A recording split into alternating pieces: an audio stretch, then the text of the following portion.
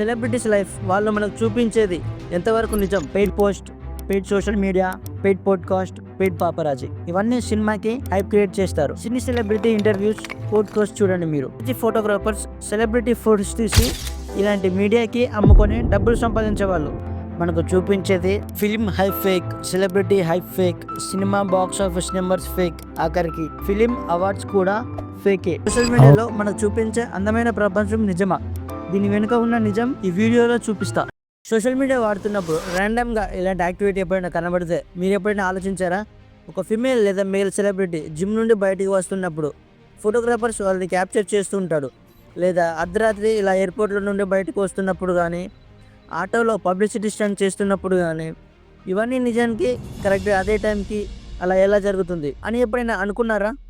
ఇది పక్కన పెడితే సెలబ్రిటీస్ లైఫ్ వాళ్ళు మనకు చూపించేది ఎంతవరకు నిజం ఈ వీడియోలో డిస్కస్ చేద్దాం. ఎప్పుడైనా ఒక సెలబ్రిటీ లేదా ఒక సినిమా ఇండస్ట్రీ సెలబ్రిటీస్ ఎప్పుడు ఎక్కడికి వెళ్ళినా వాళ్ళతో పాటు కొందరు చేతిలో కెమెరా పట్టుకొని వాళ్ళ వెనుక వెళ్ళి వాళ్ళ ఫొటోస్ తీస్తుంటారు. వాళ్ళని పాపరాజీ అంటారు. ఇలా సినిమా ఇండస్ట్రీలో జరుగుతుంది. ఒక తెలియని వ్యక్తి రాత్రికి రాత్రే సోషల్ మీడియాలో, న్యూస్ పేపర్లో పాపరాజీ ఫోటోగ్రాఫర్స్ పదే పదే చూపిస్తూ ఫేమస్ చేస్తారు. ఇలా సోషల్ మీడియాలో మనకు చూపించే అందమైన ప్రపంచం నిజమా? దీని వెనుక ఉన్న నిజం ఈ వీడియోలో చూపిస్తా.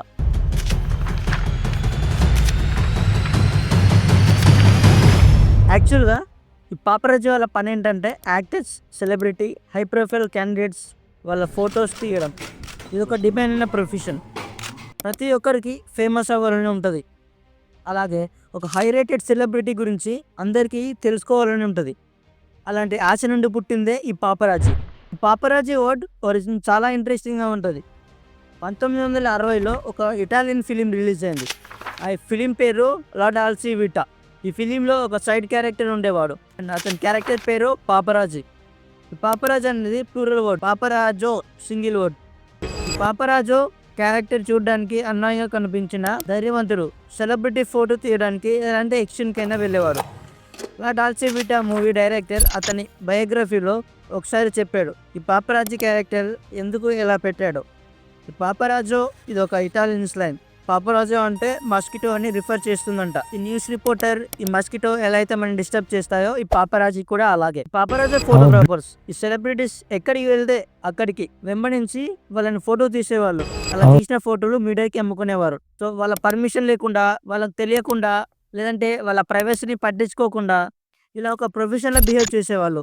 దీంతో వాళ్ళకి కొన్ని విమర్శలు వచ్చాయి. ప్రిన్స్ డయానా తన ఒక ఇన్ఫేమస్ పర్సన్.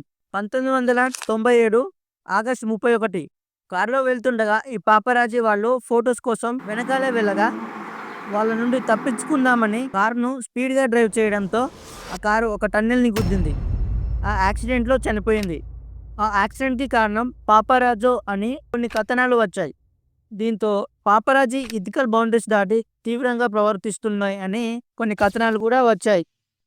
అది 1960. యుఎస్, యూరోప్ తర్వాత ఇండియాలో టాబ్లెట్ కల్చర్ వచ్చింది. ఇండియన్ మీడియా ఎప్పుడు లేనంతగా ఈ ట్రెండ్కి అలవాటైంది.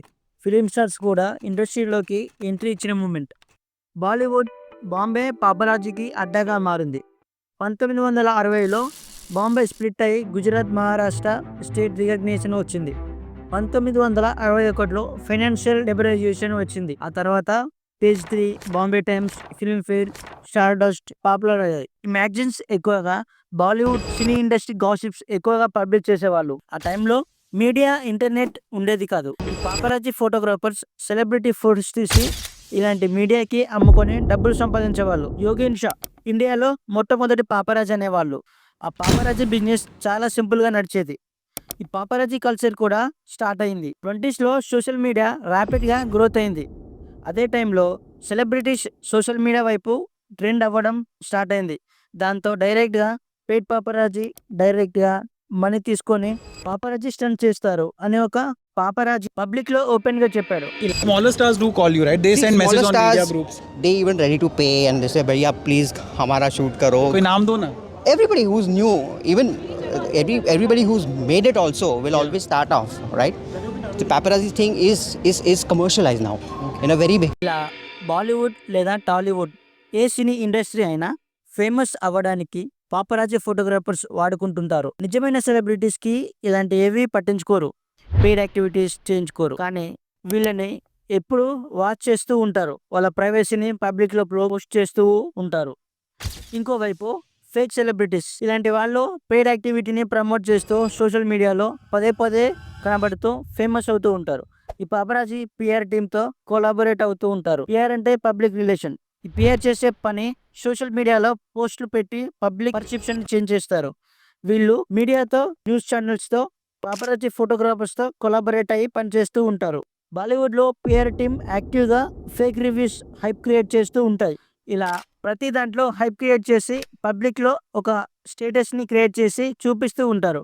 దీంతో సెలబ్రిటీస్ లైఫ్ ఇలా ఉంటుంది తెలుసుకోవాలని పబ్లిక్లో ఒక క్యూరియాసిటీ క్రియేట్ చేస్తూ ఉంటారు. ఈ సెలబ్రిటీస్ ఎప్పుడు నిద్రలేస్తారు, ఎప్పుడు ఏం తింటారు, ఏం తాగుతారు, ఏ సినిమా తీస్తున్నారు, ఏ బట్టలు వేసుకుంటున్నారు, ఇలా ఒక మైండ్ సెట్ని పిఆర్ టీమ్ కానీ పాపరాజీ కానీ క్రియేట్ చేస్తూ ఉంటారు. బాలీవుడ్ స్కోప్ ఇదొక పిఆర్ అకౌంట్, పెయిడ్ కంటెంట్ చేస్తుంది. ఇందులో కనిపిస్తున్న ప్రతి పోస్ట్ రీట్వీట్ చేసినవే. మొత్తం 13K పోస్టులు అన్నీ రీట్వీట్ చేసినవే. మళ్ళీ ఈ రియాలిటీ పోస్ట్ క్లిక్ చేస్తే ఇక్కడ అన్ని పెయిడ్ కంటెంట్ పోస్ట్ చేస్తున్నారు. అన్ని movies content, Bigg Boss, web series, movie reviews ఉన్నాయి. ఇదొక పెయిడ్ యాక్టివిటీ.